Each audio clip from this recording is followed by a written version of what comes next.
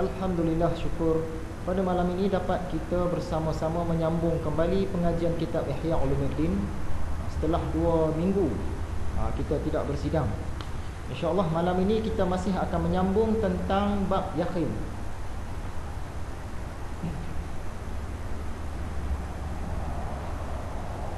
Kuliah kita adalah kali yang ke-71. Jadi kita terus tengok kepada kalam Imam Al-Ghazali. Sebab dalam kuliah yang sebelum ini kita khususkan untuk mengulang kaji dan sikit saja sempat kita sentuh tentang pelajaran baru. Maka pada malam ini kita terus masuk kepada pelajaran yang baru. Kata Imam Al-Ghazali, jika mengalahkan atas hatinya serta keimanan oleh sesuatu kemenangan yang menghilangkan kemarahannya kepada perantara, bahagian tu nanti kita akan kupas, dan rela serta berterima kasih kepada perantara-perantara itu. Sebelum ni kita dah belajar perantara-perantara ni ialah makhluk, sedangkan yang buat kerja sebenarnya ialah Allah. Makhluk ni tempat laluan pekerjaan Allah sahaja. Kita kenal dah lah. Bila Imam Al-Ghazali sebut perantara, tahulah kita dia sentuh tentang makhluk. Dan menempatkan perantara-perantara tadi, makhluk-makhluk tadi, dalam hatinya sebagai pena dan tangan terhadap orang yang memperoleh kenikmatan dengan menurunkan tanda tangannya. Maka sesungguhnya orang tadi tidak berterima kasih kepada pena dan tangannya dan tidak marah kepada keduanya, tetapi melihat kedua benda tadi, dua macam alat yang digunakan dan menjadi perantara belaka. Perantara ni makhluk. Kita nak faham kalam Imam Al-Ghazali ni, kita kena ambil contoh. Tadi Imam Ghazali kata menghilangkan kemarahan kepada perantara. Perantara ni makhluk. Contoh dia, kita balik-balik ke rumah kita, tengok-tengok pokok nyok di belakang rumah kita tu tumbang, kenalah kita punya dapur, roboh dapur kita. Jadi kita yang belajar ilmu tasawuf, belajar ilmu hakikat, kita tahulah dapur kita tu roboh disebabkan pokok kelapa tadi.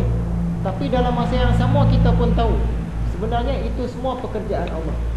Yang merobohkan dapur rumah kita tu sebenarnya ialah Allah. Perantara dia ialah angin kuat. Kebetulan dalam 3-4 hari ni kita angin kuat, berbunyi di belakang rumah saya dengan rumah Rahmat tu bunyi. Jadi angin dan pokok kelapa tadi perantara. Jadi kita fahamlah sekarang. Jadi kita tak marah pada angin tu. Nak marah pada angin pun tak jadi. Nak marah pada pokok nyok pun dia reda. Contoh yang kedua, kita masuk kebun sawit kita, tengok-tengok orang kot. Kita tanya ambil dari mana ni, dia kata ambil dari kebun belakang. Padahal kita tahu ambil daripada kebun kita. Tapi kita faham perantara dia orang tu mencuri. Tapi pada hakikatnya Allah punya pekerjaan. Jadi marah kita reda. Sungguh pun marah kita reda, tapi tindakan kena buat. Sekejap lagi kita sentuh. Bukan maksud kita tak marah langsung. Kita percaya semua Allah buat, kita tak marah langsung. Orang buat apa pun biarlah.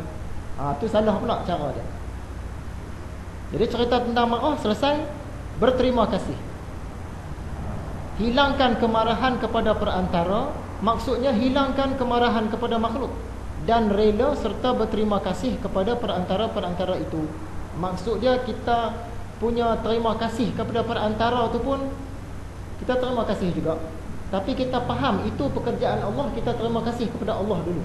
Contoh, kita naik motor dengan kawan kita, kita pula jenis kaki wheelie, masing-masing angkatlah. Kawan duduk belakang, kita duduk depan, kita pun angkat 5-6 kali. Lepas yang kali ke-7 jatuh adalah orang datang tolong. Tolong angkat kita berdua ni tadi. Kita pun terima kasih pak cik. Tapi terima kasih itu sebenarnya sepatutnya ditujukan pada Allah. Sebab pak cik tu tadi perantara nak tolong saja. Pak cik tu dia tak ada kuasa langsung.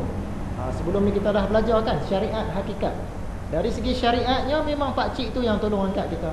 Tapi dari segi hakikatnya Allah yang tolong kita. Pak cik tu tadi dia bergerak pun atas kuasa Allah. Yang timbul dalam fikiran dia nak tolong kita pun atas kuasa Allah. Allah yang gerakkan dia. Dia tak ada kuasa langsung.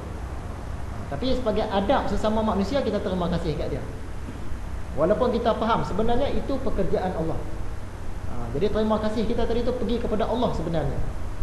Contoh kedua, Kita makan-makan di kedai kopi, hari itu pula makan lebih sikit, roti canai 3 keping, kopi tongkat ali 2. Time-time nak bayar, tiba-tiba orang dah kata, oh noh, kawan kita bayar dah. Jadi kita pun terima kasih. Oh dia bayar, terima kasih lah Mat, terima kasih. Tapi sebenarnya terima kasih tu bila kita belajar ilmu hakikat, ilmu tasawuf, dia tuju pada Allah tu. Sebab apa? Pak Mat yang nak belanja kita tu tadi, dia memang tak ada kuasa langsung. Dia nak berfikir nak belanja kita pun, dari segi hakikat dia tak ada. Allah yang buka fikiran dia, Allah yang gerakkan dia belanja kita. Jadi terima kasih kita tu kepada Allah. Sekarang fahamlah kita kenapa Imam Ghazali kata, kalau kita ni yakin kita tu dah kuat, maksudnya dari segi tauhidnya kita nampak apa yang berlaku pun, baik ke buruk ke, semua pekerjaan Allah. Semua yang berlaku kerana Allah Ta'ala. Allah punya pekerjaan, makhluk ni tempat laluan saja. Segala angin tadi tempat laluan, perantara. Segala pokok nyok yang rebah tadi, perantara. Segala orang yang curi sawit kita tadi, perantara. Padahal kerja Allah. Segala orang yang tolong kita jatuh tadi, dia tu perantara, kerja Allah. Orang yang belanja kita makan tadi, perantara, kerja Allah. Jadi sebenarnya dalam pelajaran ini, Imam Al-Ghazali dia nak ajar kita supaya kita ni faham, semua yang ada di sekeliling kita ni perantara belaka. Semua yang tukang-tukang buat ni adalah perantara belaka. Sedangkan yang sebenar-benar punya pekerjaan ialah Allah.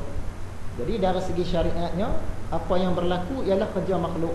Tapi dari segi hakikatnya, apa yang berlaku semuanya kerja Tuhan. Makhluk tak ada apa-apa kuasa. Jadi kita kena faham dua-dua tu.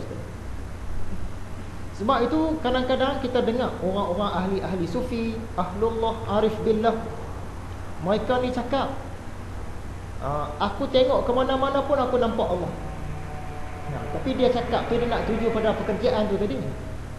Macam dia tengok pokok kelapa jatuh kena kita punya dapak, dia kata aku tengok pokok kelapa jatuh tu aku nampak Allah. Dia faham macam tu. Bukan maksud fahaman dia tu salah, tapi dia nak bagi tahu itu sebenarnya pekerjaan Allah. Dia tengok orang curi sawit, dia kata aku tengok orang curi sawit aku nampak Allah. Aku tengok orang tolong aku nampak Allah. Jadi dia tengok ke mana-mana pun dia nampak Allah belakang. Tapi bukan nampak dengan mata zat Allah tu, pekerjaan tu tadi. Dia tengok kipas angin nampak Allah, tengok lampu nampak Allah, dia tengok komputer nampak Allah. Sebab dia faham dah Allah yang berkuasa, Allah yang bergerak, Allah yang bagi benda-benda tu semua seolah-olah ada kuasa, padahal dia pinjam. Semuanya pekerjaan Allah.